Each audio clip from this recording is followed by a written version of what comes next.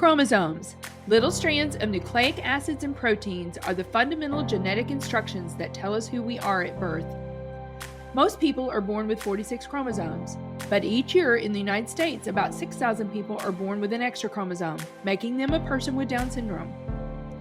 If you've ever encountered someone with Down syndrome, you know that they are some of the kindest, most joyful people you will ever meet. They truly have something extra. My name is Lisa Nichols, and for 30 years I have been both the CEO of Technology Partners and the mother to Allie. Allie has something extra in every sense of the word. I have been blessed to be by her side as she impacts everyone she meets. Through these two important roles as CEO and mother to Allie, I have witnessed countless life lessons that have fundamentally changed the way I look at the world. While you may not have an extra chromosome, every leader has something extra that defines who you are. Join me as I explore the something extra in leaders from all walks of life and discover how that difference in each of them has made a difference in their companies, their families, their communities, and in themselves. If you like this episode today, please go to Apple Podcasts or wherever you listen and leave us a 5-star rating. Before we get started, I'm excited to share that my book, Something Extra, is now available. It is rooted in the remarkable spirit of our daughter, Allie, and the heartfelt conversations we've had on the podcast. You'll find wisdom and practical tools to ignite the leader within you and uncover your own something extra. Visit somethingextrabook.com or find it at Amazon or in all major bookstores to order your copy today. I'm excited to have Sam Goodwin on the show today. Sam is a national speaker and best-selling author. Well, Sam Goodwin, I am so excited. I've been so excited about this interview with you today, this podcast episode. Thank you so much for making the time to be on the show today. I am very grateful for you, and I cannot wait to introduce you to our listeners. It's my pleasure. So happy to be here on Something Extra with you, Lisa. And I have to give a shout out to our mutual friend, Laura Herring. That's right. Is the one that connected us, and I am so grateful. But now we've had some sidebar conversations, Sam, and we know a lot of the same people, which is really always fun, to see that we've got lots more connections. But Absolutely. It's a small world and getting smaller. it is. And so there's just so much that I want to talk to you about. I told you also in a sidebar conversation where you've got a book called Saving Sam, and it's your story. And I told you on my trip to California to and from, I literally could not put it down. So I'm hoping that our listeners will go out and get the book and start following you. We're going to dig into that a lot more, but I would love for you to tell me, like, if you were to introduce yourself, and you've introduced yourself to people all over the world, and we're going to talk about that. How do you introduce yourself just beyond the headlines? Oh, yeah. I guess it kind of depends on the setting, but I'm Sam Goodwin, originally from and grew up in St. Louis, Missouri, near the geographic center of the United States. Today, I'm a speaker and author, and still enjoy. I live in DC now, but still love coming back to St. Louis, where my parents are, and I'll always enjoy making it back there. Yes, very much. And so that's a good segue, because I do want to talk to you about your family, and I know your family now. You grew up in a fairly large faith-filled family. You've got 4 siblings. I know a little bit about each of them now: Paul, David, Stephanie, and Betty. Is that right? That's right. That's right. You were paying attention. I was paying attention. So I know you just grew up. You guys, incredibly strong bonds between you all. You guys are like your siblings, your best friends. You and your brother played hockey together, just all kinds of stuff. But tell me, like, what values did your parents instill in you, Sam, that have still shaped how you live and work today? Absolutely. I'm so grateful to my parents for instilling a strong Catholic faith into my 4 younger siblings and I, something that we've carried with us through our whole lives. And another thing I'll mention is today, so the 5 of us, we all live in different places. But what I found is actually that geographic separation, in my opinion, has actually made us closer in a way. And I think some of that is because it makes the time that we are together that much more special when we really focus and put in the effort to make that time to be together. So in a way, it's like the geographic separation has actually made us like relationally closer. Mm-hmm. Yes. Yeah. I mean, I think about your family, and we're going to talk more about this, but it's kind of like all for one and one for all. I mean, you guys, and we're going to talk about the story, but your family was all in. And I think your family was really the secret sauce to what you went through and how you got out of what you went through. But I read that you love geography, even starting like at a young age. Your parents, I think, bought you a globe. Was it one of those talking globes, Sam? I don't know if it was one of the talking ones, and I'm not even sure like where that kind of curiosity, interest in geography like really came from. But I do remember having that globe, and then in third grade, I won my class's geography bee, which I was not very good in school. So for me to win anything academically was just really strange. But I had this kind of underlying curiosity from a young age around like the world and its people. Mm-hmm. Yeah. Um, Yeah. So, I mean, I love that you just said this lifelong curiosity about people around the world. And so that kind of, led you into all kinds of adventures that we'll talk about. But I also know that you were a Division I hockey player. You went to Niagara University, right? What lessons, and I bet you there's a lot, what lessons did hockey teach you about teamwork and resilience and grit and discipline? I'm sure there's a lot. Yeah, absolutely. I mean, a career as a competitive athlete, I didn't even realize at the time the things that I was learning. But those skills and traits have helped me in so many ways beyond my playing career. The mental toughness, critical thinking, resilience. How many times that we had a boss or a coach tell us control what you can control. I mean, we hear CEOs say all the time that they like to hire athletes, and I think that a lot of that is because of the skills and traits that are developed through those types of careers. Hmm. Yeah, I know at one time, I don't know if this is still the case, but Enterprise Rent a Car, which is an iconic brand here in Yeah. St. Louis, born in St. Oh Louis yeah. made. I know at one time they always looked for, people that had played competitive sports, or Eagle Scouts, was another thing that they would look for. And I think it's just those character traits that you learn that truly are transferable into the business world. For sure. And sometimes those can be a little bit unteachable. So I think the idea is often bring someone who has those and then we can teach them the rest, right? So that like Mm. performance under pressure, teamwork. I think athletes have this unusual ability to deal with failure. And so all these things that just go into to our personal professional lives. Mhm. Yeah, very good. Well, unfortunately, you suffered several concussions, I think, that are, I'm sure you wanted to go on and play for the Blues. I'm That would have sure. been great. That would have been great. It took a different Um, path. yeah. It took you on a different path and a good path. I mean, you've got a great story. So, but I mean, those you talked about dealing with failure. So how did that setback? I mean, how did you get through that setback? Because I'm sure that was disappointing for you.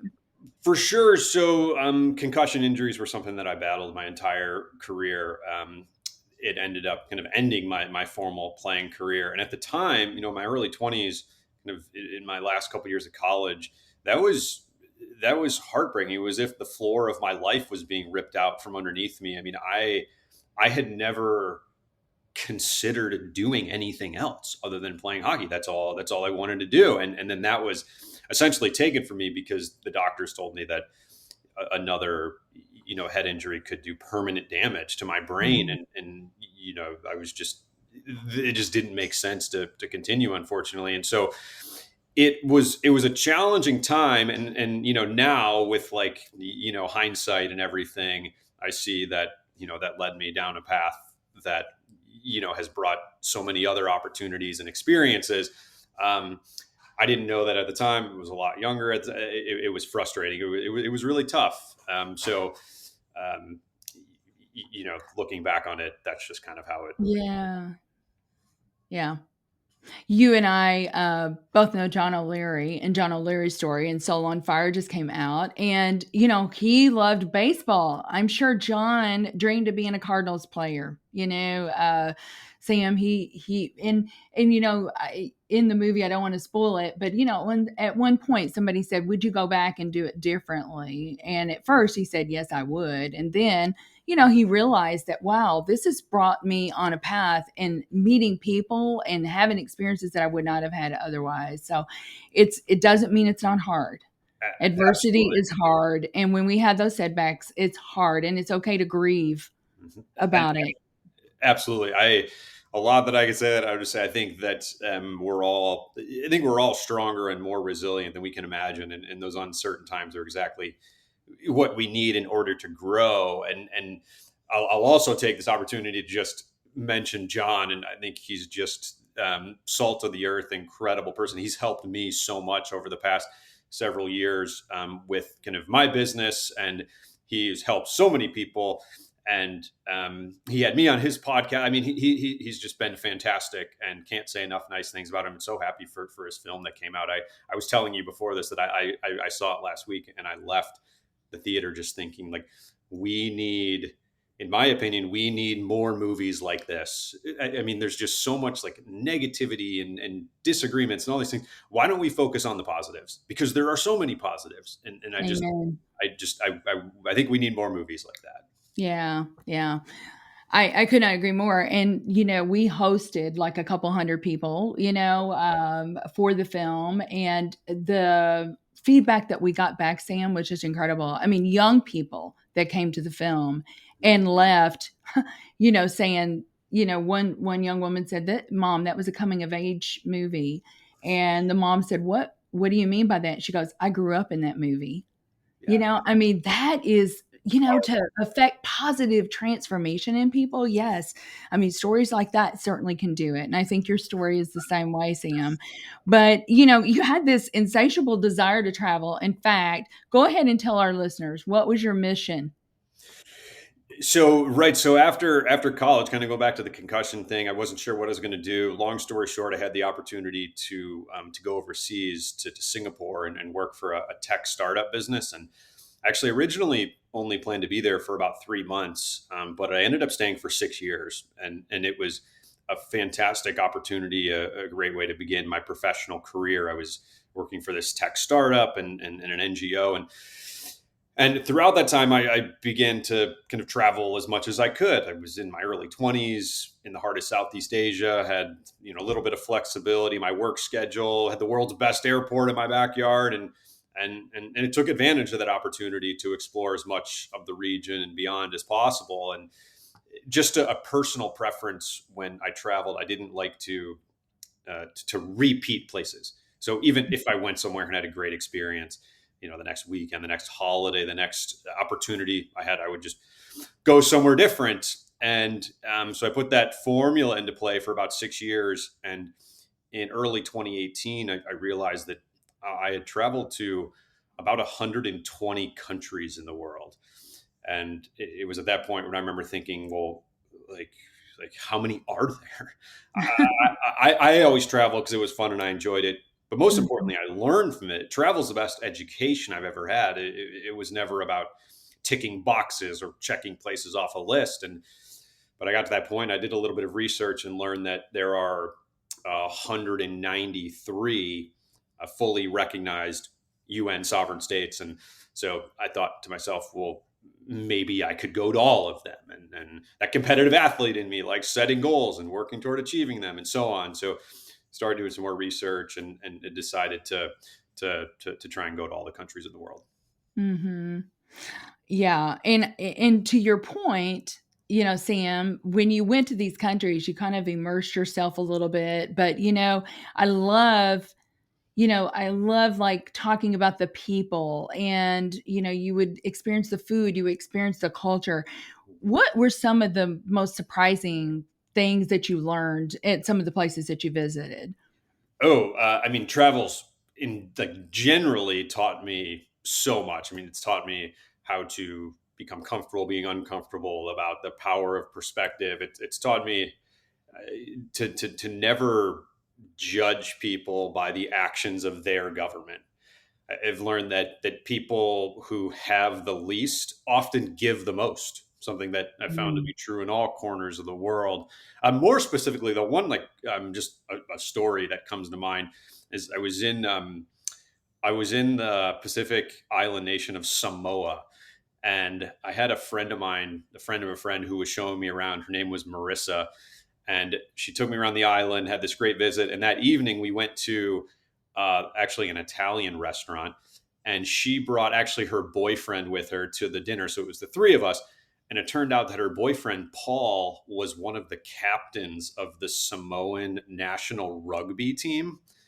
And in that part of the world, rugby's a big deal, right? But I Mhm. didn't know quite how big of a deal it was until we went to pay our bill, and the currency in Samoa is called the tala. And Marissa, the waitress, comes over, and Marissa pulls out 10 tala to pay the waitress. And before she gives it to the waitress, she shows it to me. And Paul, along with the two other captains of the rugby team, are on the note. And I looked at him and was like, "Wait, you're on the money of this country," and so it was just this very surprise. Like I think of people on money, it's like We put George presidents on Washington or the Queen, right? Or like right. Nelson Mandela, or in this case, it was Paul, the captain of the rugby team that was sitting. So just a kind of a surprising thing that happened, and these kind of quirky things happen in these kind of remote parts of the world sometimes. Oh my goodness, that is funny. I'll remember that. Yeah, we put presidents on our money, so Exactly. that's interesting, but that just shows you how much they value Exactly. Yeah. rugby.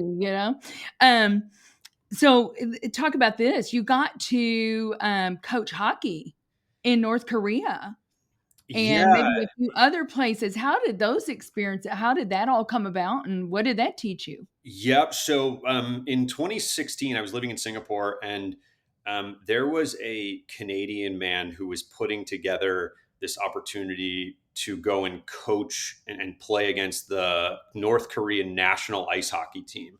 And I was already living in Asia, and I was playing some hockey there for fun, and so got connected with him and was immediately interested. And so, long story short, I spent a week there in March of 2016, and had a fantastic experience. I mean, we were treated like royalty. The food, the culture, everything was great. Now, I'm not oblivious to the fact that I saw what they wanted me to see, and getting off that tourist track, things can look different. But it was what it taught me. What was particularly memorable was using hockey as a way to build a cultural bridge with Right. people. And these guys on the team, they worked hard, they listened, they wanted to get better, they wanted to be there. And it was really a privilege to be able to share some knowledge or some ideas with them. And so I think another thing that travels taught me more broadly, and then also in this situation, is just the we're all fundamentally the same. I mean, Mhm. everywhere I went to every country in the world, and I found people just like us. We're all fundamentally the same, and the overwhelming majority of people in the world are well intentioned, proud of their country, happy to help others. And it's unfortunate that there's often a small subset that gives a much larger group a bad reputation, but most people are good, and that was even the case in North Korea. Mhm. Yeah, hockey, that's I love that because you said, hockey was the bridge because these guys loved hockey and it really the other differences really kind of faded away. You Oh, guys exactly. played hockey. Once that puck dropped, we didn't care about political discrepancies or demarcation lines or nuclear weapons. I mean, our relationship ran like a Swiss watch on the ice, and it was really a fantastic experience. Beautiful. That's beautiful. Um, well, let's get into this a little bit, and then just in a couple minutes, we're going to take a quick break, and we'll come right back. But by 2019, you had been to 180 countries, and you were closing in on your goal, 193 being the goal. Something drew you to Syria. I know that you met, and I can't remember her name. What was the really famous singer that you met? Yeah. So in April, I was in Fiji, and I connected at the airport with Joss Stone, who's a British musician, and we had I kind of knew she was doing the same thing. She was also going to every country, so we kind of bonded over our similar journeys. So, and I know that she had been to Syria, and you said, I'm going to go to Syria. She gave you some ideas of how, to navigate. What can you just walk us through, and then we're gonna take a quick break, but can you Yep. walk us through a little bit about what happened that day in Kamishli? Is that Mhm. right? Kamishli? Yep. And everything changed that day for you. Yeah. So, as you mentioned, this was May of 2019. I had been to 180 of 193 countries.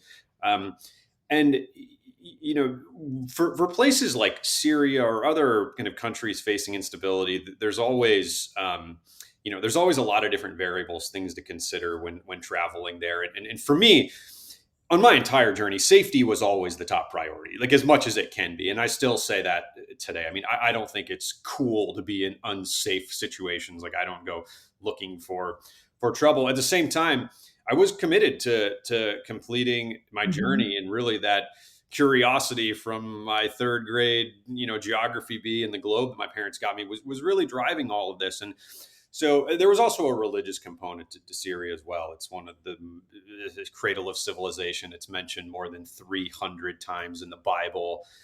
Mary Magdalene was of Syrian descent. Paul the Apostle's conversion took place on the road to Damascus. Damascus. Mhm. And so my faith was a big part of my travel journey. I'm Catholic. I've been to Mass in 65 countries. I've visited Catholic churches in 115. Anyways, there's so much instability happening in Syria, one of the most tragic humanitarian disasters of our lifetime.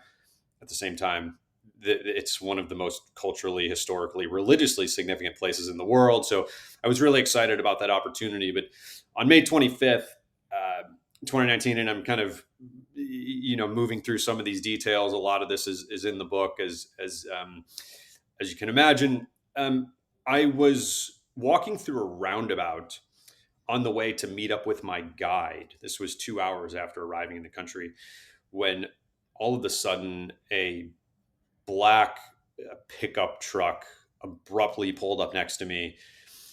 Two armed men jumped out of the back seat and instructed me to get inside. And thankfully, they weren't violent, but I didn't have a choice.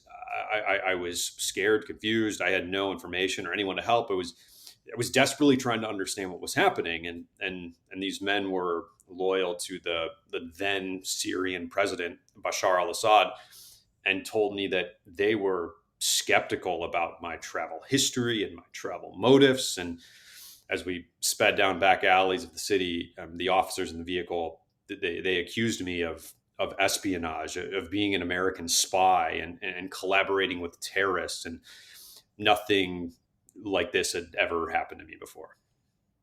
Yeah. Gosh. I mean, Sam. And they didn't speak good English, right? I mean, I don't, yeah. So you're trying to figure out even what people were saying to you. So I mean, it's just really not knowing the language.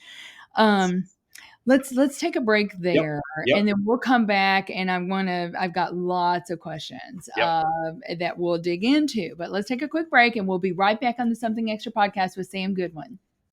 In business, the tendency is to seek out partners who are bigger, faster, stronger. When it comes to IT, you should be looking for smarter, faster, better. That's just what you'll find with the talented technologists at Technology Partners. Our experts develop custom solutions to tackle your most complex challenges, all to simplify your processes in the smartest, most efficient way possible. The time to be swift and nimble starts now. Go to technologypartners.net/solutions and see what's possible. Welcome back, everyone, to the Something Extra podcast with Sam Goodwin. So we just left off where Sam was walking through a roundabout in Syria, and a black pickup truck pulls up, and he's commanded to get into the back of the pickup truck. And, so I mean, lots of things had to be going through your mind. You're probably just in a state of confusion, right, Sam? But when, some people might say, why take a risk like that? How do you answer that now with the benefit of hindsight? How Mhm. do you answer that question? So yeah, I'll say I was scared, confused. I had no information or anyone to help. I was desperately trying to understand what was happening. So take a risk. Do you mean like traveling to every country or going to like unstable places? Unstable places, Uh, yes, you yes. Yeah, They may have been like, "That might have been one that I would have left off my," but how do you, because listen, there's some silver linings that really came out of this whole experience, and we'll talk about mhm, that. A release of another person, so, um, yeah. how Give me how do you a answer to that? talk about that one. But Yes, um, yes. so so as far as taking risks in general, in 2023, I was invited to Niagara University, my alma mater, to be their commencement speaker, and I gave the students 5 key points, and one of them was to take risks. And so I think about, I mean, a very quick story. When I going back to this point where I had concussions and wanted to go to Singapore or had this opportunity, I wasn't sure whether that made sense. I just didn't know, and it seemed a little crazy. I mean, I was 23 years old. Shouldn't I be finally kind of being a little bit more responsible and all that stuff? And kind of related to this, I remember discussing this with my parents, and I said, I don't know what I should do. And my dad said to me, he said, Sam, if you go to Singapore and things don't work, the worst thing that happens is you just come home.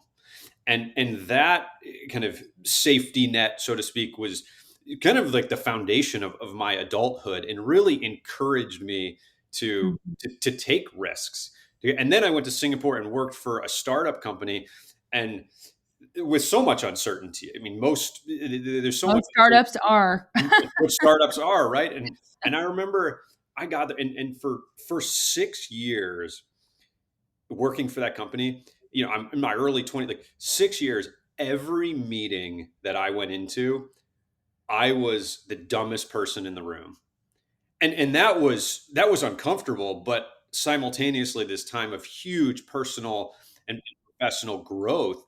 And Mhm. so so many of the things that I've enjoyed, the experiences that I've had have been as a result of taking risks and being uncomfortable. And so with the travel journey, generally speaking, I mean, at the time there were only about 100 people in history when I finished who had been to every country in the world. Now there's a few more. It's a pretty small group, and that doesn't happen without taking risks and having those experiences. So um, generally speaking, it was kind of just this curiosity and wanting to learn. At the same time, as I was mentioning a minute ago, like that was always a balance with prioritizing safety and everything that was Yes. happening in different places. So it was all just kind of this constant balance. Right. Well, I mean, Sam, I think of the old adage, we've all heard it, no risk, no reward, Yeah, sure. right? No risk, no reward. Yeah. And I know for me, now here's what I say now, you do have to protect your yes. You have to protect your yes. So you have to, because like the busier you get, everything comes at an expense of something else, right? Your yes comes at an expense of something else that you could be doing. But I know for myself, so many of the things that have been good in my life have because I said yes. 100%. So, And I like to use the metaphor with the turtle. So a turtle only moves forward when it sticks its neck out. that's good. I like that. I love that. Well, let's talk about this. You spent 63 days, I think, 9 weeks in prison. The first month, and I just cannot. I'm reading this part, Sam, and I can't even imagine. Especially, you're a very social person. You get energy from people, and you spent the first month in Branch 215 in solitary confinement. Mhm. Yeah, I spent 27 days in solitary confinement. The only human interaction I had was for a few seconds in the morning and evening when the guards brought bread and boiled potatoes and water. I found strength in that situation in a range of ways, from leaning in, like, I leaned into to the perspective that I developed from traveling to different corners of the world, which provoked gratitude for just the basic food and water I was being given. I leaned on, as we were talking earlier, these skills and traits from being a competitive athlete. I leaned on this belief that I had a purpose in life, and a desire to see family and friends again.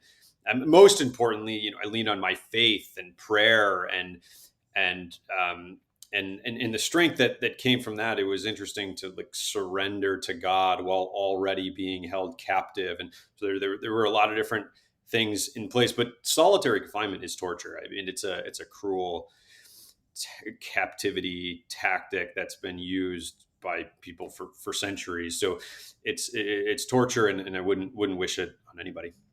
Yeah. Well, a couple things. You probably felt a little like Paul. Felt a little like Paul in prison, right? But he free in Christ. Even though he was captive. There Uh, were, from a spiritual standpoint, sometimes I felt like maybe God was using prison to bring me closer to Him, as He did with Paul. And at Absolutely. that point, I often thought, well, like, maybe could you, like, choose a different method? But I'm sure Paul thought that a few times yeah. too. But really and truly, it was like everything that you would normally have been dependent on, like your strong family ties, Mhm. friends, things like that, were stripped away, and you had God. But here's what I thought was really interesting. I mean, I think your mindset, Sam, to get through that, because you said, like, I remember you saying, like, you had a daily routine.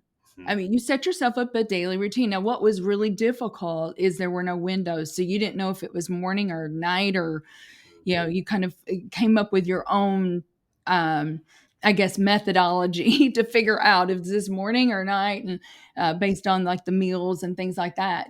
But yeah, I remember you saying you ran around, you would run around the cell 25 times one direction and then turn around and go the other direction. That's right. And something I'll mention on that is about 6 months after I came home, I was invited to North Carolina by the U.S. SEER team, so Survival, Evasion, Resistance, and Escape. And these are um, members of our military who are put on missions where they're at risk of being captured.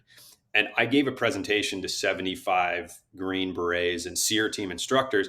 And what they wanted to know was basically this exact thing that you just mentioned. Like, what what did I do in that situation without any training? And it turned out that some of the things I instinctively did were what they teach in their program. And one of those was establishing a routine.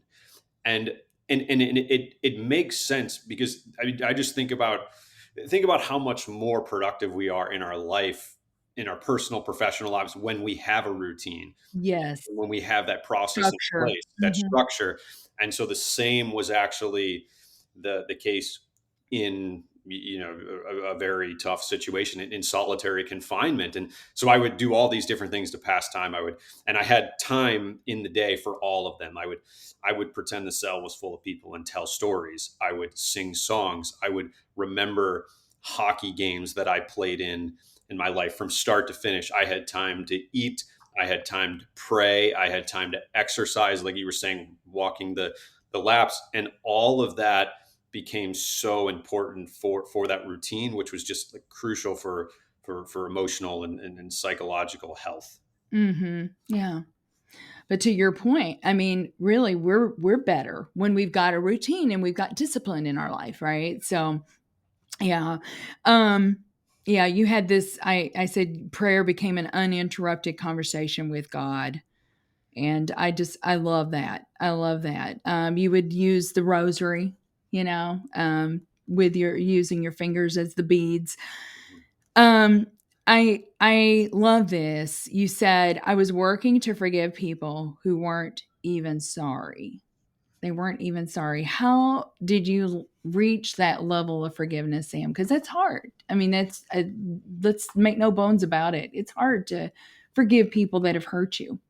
Yeah, absolutely. And I again, yeah, some of my prayers you mentioned it was kind of this string of prayers, but I prayed very hard for the courage to forgive these captors. And what I realized was, as you mentioned, I was working to forgive people who they weren't even sorry. And that's strength. I mean, forgiveness, I found, is not a feeling, it's a choice. And that's Hmm. what I discovered in that situation. And for me, and someone can probably articulate this better, but what I imagined was I was going to do everything I could to forgive these people. And I was going to address kind of that bond, or that kind of link between us. But then they still have to answer to God later. And they can deal with that. But I'm going to do my part here as best I can. Hmm. And I have to say, I'm also like speaking like kind of like I like it wasn't this. I maybe making it sound easier now than it was at the time, because it was this. I'm like 6 years out. I speak about this story for a living, and like sometimes I feel like I'm maybe not communicating how challenging it How was, difficult it was. how difficult Right. it was. So like there may be a little bit of that, but basically that was kind of how I imagined the forgiveness side of it. And there came with that quite a bit of peace. Actually, it was hard to get there, but after I got to some level of forgiveness, there was there was some peace, because I could just put that aside. Okay, I've addressed that. Now Yeah. I can work on addressing other things. Hmm. Yeah. Yeah. And not, listen, if there's listeners out there that, you know, are struggling with this, it's not easy. It's not easy, but unforgiveness will keep you in bondage. It will keep Unforgiveness was just more captivity. Right. Exactly. It's kind of an oxymoron, Yeah. but so true. Um, well, let me ask you this.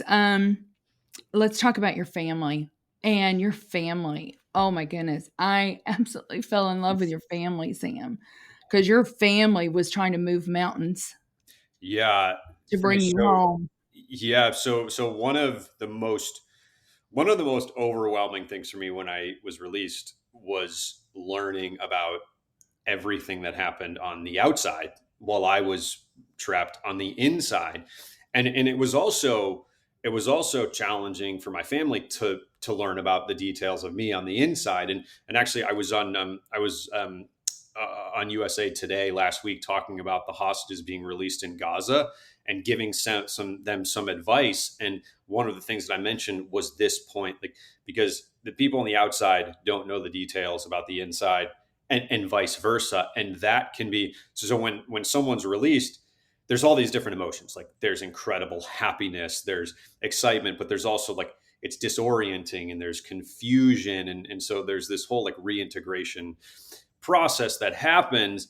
But it can be pretty heavy for family members to learn about everything that happened. And so in my case, it was overwhelming. I mean, it's 6 years later today, Lisa, and I'm still saying thank you to people. I'm still Mhm. learning about someone who made a phone call or said a prayer or talked to a friend, whatever it might be. And so when I went to write the book, what I realized was that half the story wasn't even mine to tell. It was really my family's. And as I Yeah. learned more about what they did, there were times where I would be learning these things about what they went through and think, gosh, in some ways, I feel like I had the easy part. Like I don't know Mhm. if it was better or worse to be on the inside or outside, because for every hostage or wrongful detainee around the world, there's also a family that's going Yes. through the hardest thing that they've ever That gone they've through ever gone through, in right. their life, something nothing can prepare them for. Right? Mhm. And so, anyways, I learned about it all in the aftermath, and that's why the book is kind of told. There's it's like two stories. There's From different perspectives, right? different Your mom's perspectives. perspective, your dad's perspective, Stephanie's perspective. Right. Yeah, So, and so I love that because it's so true. I mean, they were going through their own, uh, their own hell, if you will. yeah, Re yeah, Thinking about their son, thinking about their brother. absolutely. Your mom, she I mean, I know she's a prayer warrior. But let's talk about this, because ultimately, obviously, your parents had the FBI involved. They had all kinds of folks involved, although they kept it very close, Mhm. so that it would not get out publicly, because there could have been risk in that. But ultimately, Sam, incredible, Stephanie, your sister that lives in Nashville, Mhm. remembered a classmate. I mean, that was kind of I think that was kind of the breakthrough moment, really. Can you just talk about that a little bit? How did you? It's not a I say I don't believe it was a series of coincidences. I think it was, Mhm. God putting that in her heart, to call her roommate to say, hey. Yeah, absolutely. So for me, there's only one explanation that makes any sense. I mean, I believe that God intervened here, and it was meant to survive. And so, miraculously, and I mean that word when I say it, it was my family who found this route. So, in a nutshell, my family was working with all of these different agencies: the FBI, the CIA, the White House, the Pentagon. Pope Francis was involved, Russian Yes. intelligence, Middle East NGOs, private sector security companies. The list goes on, and the U.S. government, incredible people, worked very close with my family. Um, it was a tough situation from just a geopolitical situation. It's not their fault. It was just there's no diplomatic or economic ties between Washington and Damascus, so it made it complex. And so my sister Stephanie ended up talking to her former college roommate, who is coincidentally also named Stephanie, and it turns out Yes. that she is Lebanese, and her uncle is good friends with the head of Lebanon's internal security, which is kind of like the equivalent of the FBI here in the U.S. And he was able to go to his counterpart in Damascus and mediate my release, when so many others were struggling to do anything. And so, we were talking earlier about the world being small and 6 degrees of separation and all of that. So, all very connected, but it just, it puts a lot into perspective, and just so grateful, of course. But that was, when it was funny when I was released and I got into the office in Lebanon, my parents were there and they had brought Joseph, who was Stephanie's uncle. And I remember my mom said to me, she was like, Sam, do you remember Stephanie's roommate from college? And this is like 10 minutes after I've been released. And I said to her, I said two things. I was like, one, no, I don't. I mean, I had been living in Asia at the time. Like, I didn't know Right. my sister's college Right. roommate. Like, it was just, So one, I said, no, I don't. And my second point was, and why are we talking about that? Isn't that a strange question? Yeah, like why is that being discussed right now? And so I just couldn't even like have imagined Mm-hmm. what had happened. Yeah. Yeah. So amazing. Your mom attended mass on the feast of Saint, is it Charbel? Charbel, yeah. Charbel, just hours before your release. And I did not realize this, but I looked it up, and Saint Charbel is the saint of miracles. Okay, so just a very quick story on that. And again, I learned about all of this. So my family's working with all these different people, and then Stephanie's, they have this phone call, and so the Lebanese path, it's looking like that's kind of the most promising lead. And the so I was released on July 26th. So on the 24th, my mom and my sister Betty went to a daily mass at, for any of the St. Louis listeners, it was at St. Mary Magdalene in Brentwood. And at the time, Monsignor Ramacati, who is actually now at the school that I went to in grade school, St. Clement, but he was at St. Mary Magdalene. And my mom and Betty go to this mass, and during the homily, Monsignor Ramacati says, today is the feast of Saint Charbel. And my mom and Betty, they kind of admit, they looked at each other and say, well, like, we've actually, like, I don't know, I've never heard of Saint Charbel. And so he goes on and tells us stories. He's a 19th century Lebanese monk. He was a hermit, well known for working miracles and all stuff. And as the story goes, at the end of the homily, Monsignor Ramacati says, he kind of like makes a joke essentially. He's like, so if anybody here needs a miracle in Lebanon, pray to Saint Charbel.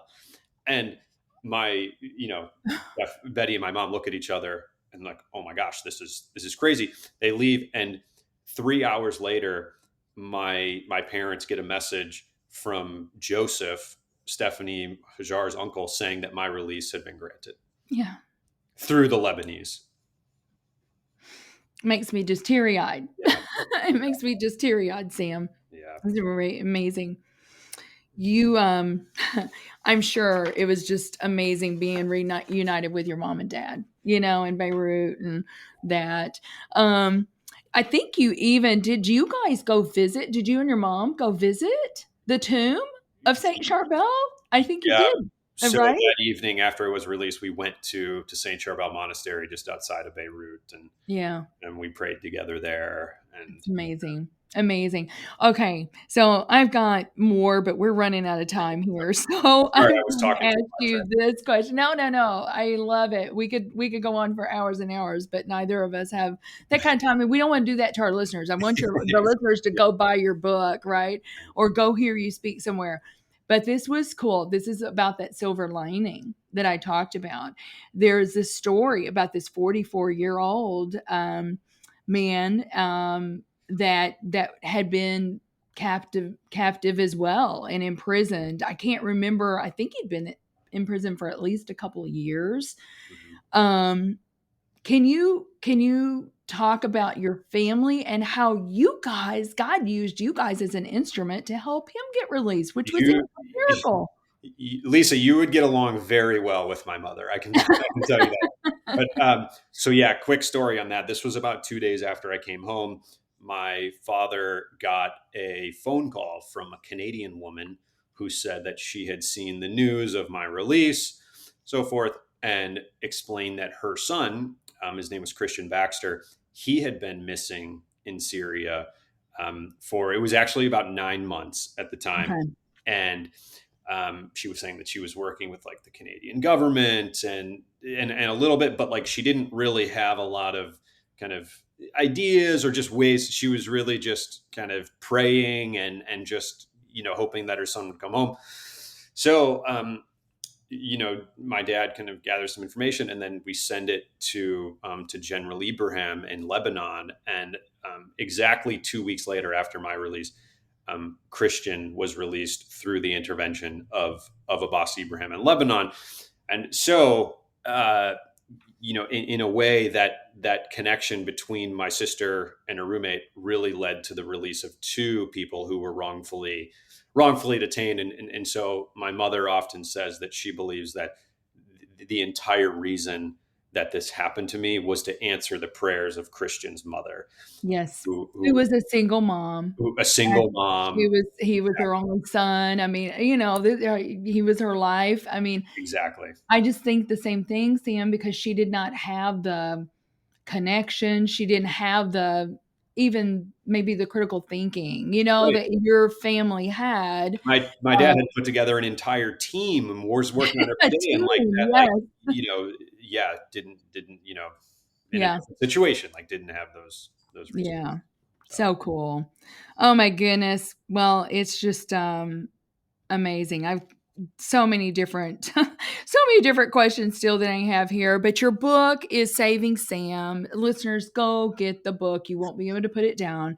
It truly is a testament to faith, family, and resilience. And yeah, I love it. And Sam is now a keynote speaker. So if you need a keynote speaker for an event, reach out to him, and we'll put all that in the show notes. I know now that you've gone on to get a master's in international affairs. You got that from WashU. I think you just finished. Did you just finish your doctorate too from Johns Hopkins? yeah, about a year and a half ago, so I finished that, which was I enjoyed that as well. I love it. I love it. Well, Sam, this is called Something Extra. What do you believe is the something extra? And I'll give you a couple if you need that every great leader needs. So something that comes to mind with that is to, in addition to everything that we have going on in our professional lives, something extra that we can do is to continue to grow outside of our work as well. So over the past few years, as you mentioned, I continued to go to school. Like I went to WashU, I did a doctorate at Johns Hopkins. Um, in the past year, I got my pilot license. It was something that I worked on really hard for a year. Now I'm training for an Ironman, so it's something kind of outside of my kind of traditional work that I'm working on. So I think that we continue to kind of grow and evolve and push ourselves. I think the more that we take on challenges on our own terms, the better we are when they Yeah. come at us when we're not expecting them. I think the more that we sweat in peace, the less we bleed in war. And so I encourage people to do something extra and push themselves kind of outside Yeah. of their professional life. That's so good. Those are the operative words. Taking on challenges on your own terms, Right, right? exactly. Yeah, Not something that's forced on you from somebody else. yeah. That is so good. Well, Sam, I have absolutely loved getting to know you. I'm so excited now for our listeners to hear your story, and it's going to be fun to sit back and watch what happens with Sam Goodwin, because there's going to be some really good stuff in the future, and you're going to be continue to be used, I know, to make the world a better place. Thank you so much, Lisa, for helping to spread the word. Congratulations on all of your success. Thank you for listening to today's show. Something Extra with Lisa Nichols is a Technology Partners production. Copyright Technology Partners, Inc. 2019. For show notes or to reach Lisa, visit tpi.co/podcast. Don't forget to leave a review on Apple Podcasts, Google Play, or wherever you listen.